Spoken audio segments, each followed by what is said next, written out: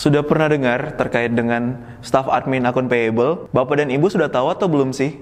Kira-kira apa saja yang dikerjakan oleh staff admin payable dan apa saja sih yang menjadi concern dari pekerjaan dari salah satu bagian dari admin ini? Jika masih belum tahu, yuk simak video berikut ini.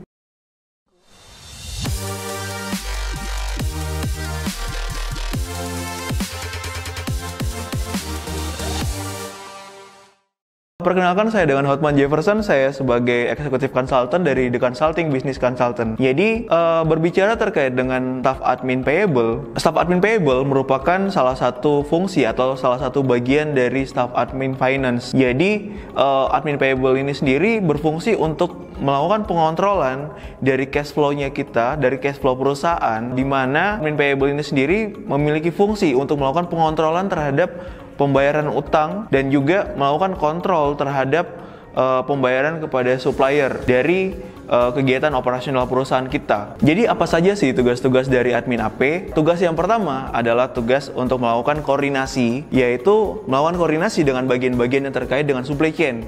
Apa saja sih bagian-bagian yang terkait dengan supply chain? Di sini ada bagian warehouse atau bagian gudang, terus habis itu yang kedua ada bagian produksi, bagian purchasing, bagian sales, dan juga bagian vendor. Jadi di bagian tugas pertama ini kita bisa lihat bahwa tugas dari admin AP ini cukup kompleks dan juga memiliki keterkaitan dengan banyak aspek, seperti dari bagian gudang juga memiliki keterkaitan, produksi, bagian purchasing juga, sales, hingga bagian vendor. Jadi fungsi yang kedua dari admin AP atau tugas yang kedua adalah melakukan analisa terhadap kegiatan pembelian atau kegiatan purchasing.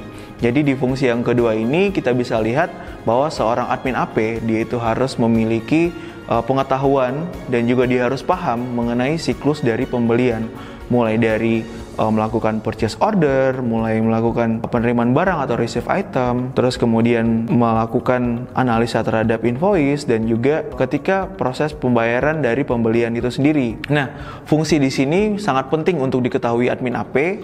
Karena apa? Setiap vendor tentunya memiliki metode yang berbeda dan juga memiliki treatment yang berbeda terhadap pembayaran dari kegiatan pembelian yang kita lakukan, sehingga admin AP itu harus paham mengenai siklus dari pembelian yang dilakukan oleh perusahaannya agar pembayaran atau proses pembayaran bisa dilakukan dengan tepat. Oke, jadi tugas yang ketiga dari admin AP adalah melakukan pencatatan terhadap kegiatan pembelian. Jadi di sini admin AP juga dia harus melakukan pencatatan dan juga dia harus paham terhadap pembelian yang sudah dilakukan oleh perusahaan. Jadi tidak hanya admin purchasing saja yang melakukan dan juga yang paham mengenai pembelian dari perusahaan, tapi di sini admin AP dia harus paham dan juga dia harus mengerti terhadap pembelian yang sudah dilakukan oleh perusahaan. Kemudian tugas yang keempat atau tugas yang paling penting di sini adalah admin AP harus melakukan payment plan atau perencanaan mengenai pembayaran dari pembelian yang sudah dilakukan oleh perusahaan. Jadi di sini selain perusahaan itu harus paham terkait dengan pembelian dari perusahaan, di sini juga admin AP